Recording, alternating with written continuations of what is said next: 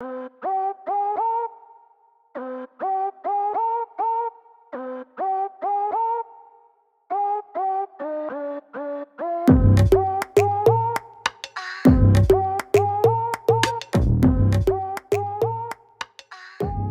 Up angry bulls and welcome back to the channel. Last मैंने एक video share करी थी जहां पर मैंने एक स्ट्रैटेजी बताई थी, एक ऑप्शन स्ट्रैटेजी थी बेसिकली, जो कि आपको बजट के टाइम पे आप कैसे उसमें प्रॉफिट जनरेट कर सकते हो, जहां पर आपको एक पर्टिकुलर रेंज के बारे में नहीं पता कि मार्केट एक्चुअली ऊपर जा सकती है, नीचे जा सकती है। वॉलेटाइल मार्केट के अंदर आप कैसे एक प्रॉफिट को जनरेट कर सकते हो।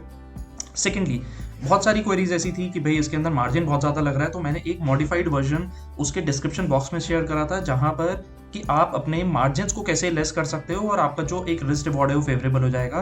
प्रोबेबिलिटी क्या थी उस स्ट्रैटेजी की? 95% प्रॉफिट की प्रोबेबिलिटी थी कि भाई आपको 5% चांसेस हैं कि इन 15 दिन के अंदर नुकसान हो सकता है उस स्ट्रैटेजी पे। 95% चांसेस ये हैं कि आपको उसमें प्रॉफिट हो सकता है। परसेंटेज ऑफ प्रॉफिट आ रहा था ऑलमोस्ट 5 से 5.5% का एक परसेंटेज ऑफ प्रॉफिट था नेक्स्ट 15 डेज में, जिसमें आपको ये नहीं पता कि मार्केट ऊपर जाएगी या नीचे।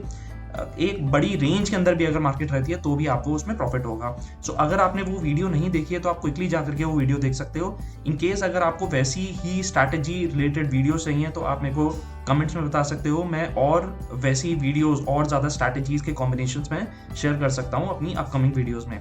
अभी नेक्स्ट स्टेप पे क्या ऐसा एक स्टॉक है जो अच्छा लग रहा है, एक लंबे टाइम फ्रेम में, एक बड़े टाइम फ्रेम में बेसिकली वो एक कंसोलिडेशन फेज में है और अब ऐसा लग रहा है कि वो कंसोलिडेशन फेज को ब्रेक कर रहा है। लंबे टाइम का मतलब मैं 4-5 साल की बात नहीं कर रहा हूँ। लंबा टाइम यानी कि पिछले 12 साल से एक स्टॉक जो एक कंसोलिडेशन जोन में था और वो कंसोलिडेशन जोन को ब्रेक कर रहा है।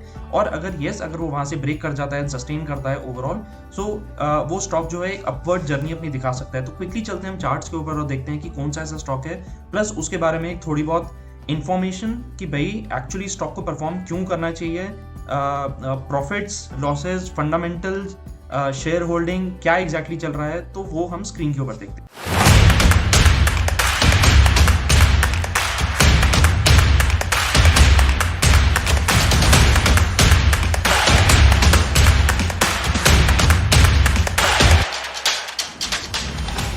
चार्ट के बारे में समझने से पहले हम चलते हैं कंपनी की वेबसाइट के ऊपर, जहां पर कि हमें अबाउट अस में जाकर के या उसके एक प्रोडक्ट वाइज इंफॉर्मेशन लेकर के हमें पता चल जाएगा कि भाई एक्चुअली कंपनी क्या करती है।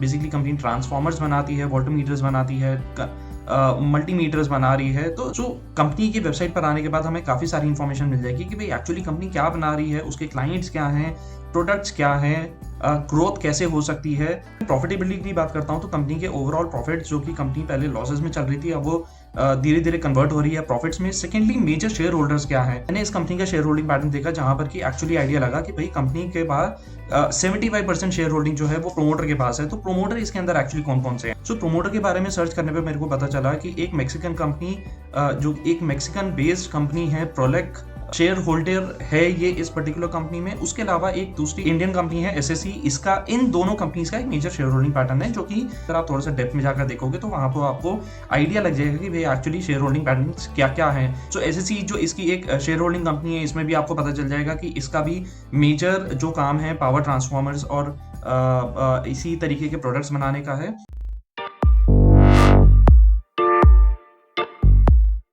स्क्रीन के ऊपर जहां पर आपको स्टॉक का नाम देख रहा होगा, इंडोटेक ट्रांसफॉर्मर्स, ये बेसिकली स्टॉक, अगर मैं इसको बड़े टाइम फ्रेम पर देखता हूँ, अभी मैंने वीकली टाइम फ्रेम खोला पर, बट येस अगर मैं थोड़ा सा और कंपैरेटिवली बड़ा टाइम फ्रेम खोल लेता हूँ, एक मंथली टाइम फ्रेम, तो वहां पर आप देखोगे कि ये स्टॉक ऑलमोस्ट 2008-2009 से लेकर के एक पर्टिकुलर जोन के अंदर मूव कर रहा था, और उस जोन को मूव करने के बाद इसने अपना एक ब्रेकआउट जोन के पास पहुंचा ऑलमोस्ट 2021 में, और अब वो ब्रेकआउट जोन दोबारा उन पर्टिकुलर लेवल्स पर आ रहा है अगेन 2022 में। तो येस, मंथली टाइम फ्रेम पर जो स्टॉक होता है वो कंसोलिडेट अगर ज्यादा कर रहा होता है तो देयर आर चांसेस की स्टॉक अपवर्ड जर्नी जो दिखाता है अपनी ऊपर की तरफ दिखा सकता है। सो बेसिकली इसमें दो तरीके के पैटर्न है। एक तो हमारा आ रहा है कंसोलिडेशन पैटर्न की स्टॉक एक पर्टिकुलर रेंज के अंदर घूम रहा है।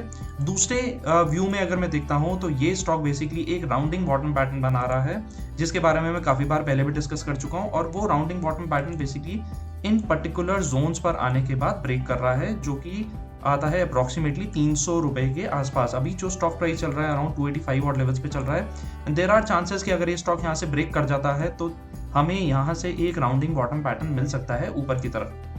फर्स्ट, सेकेंडली अगर मैं यहाँ पर देखता हूँ तो एक पैटर्न बना रहा है दूसरा, which is called as a cup and handle pattern. So एक चाय का कप जैसे हमारा होता है वैसे तरीके का पैटर्न बना रहा है, और अगर वो स्टॉक इन पर्टिकुलर जोन्स को यहाँ से ब्रेक करता है, सो अगेन यहाँ पर चांसेस ये हैं कि ऊपर की तरफ एक जर्नी मिल सकती है। बट ये मंथली टाइम फ्रेम देख रहे हैं तो यहाँ पर जो व्यू होता है वो बहुत लंबे टाइम का व्यू हो जाएगा।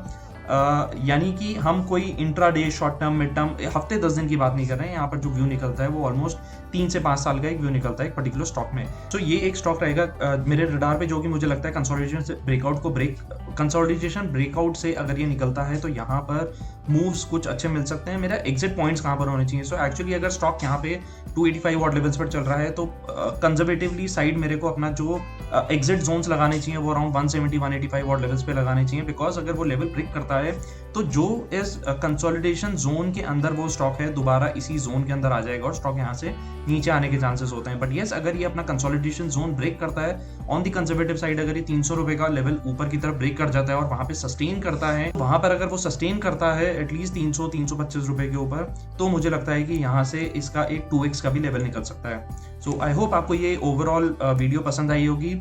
इन case you have some queries, आप मेरे से कमेंट बॉक्स में पूछ सकते हो। आपको इस कंपनी के बारे में कोई इन्फॉर्मेशन है ऑलरेडी तो आप वो भी शेयर कर सकते हो, सो दैट मैं उसको पेन कर दूं और बाकी सब्सक्राइबर्स के पास भी वो इन्फॉर्मेशन पहुंच जाए। So thank you so much for watching the video and don't forget to hit the subscribe and like button.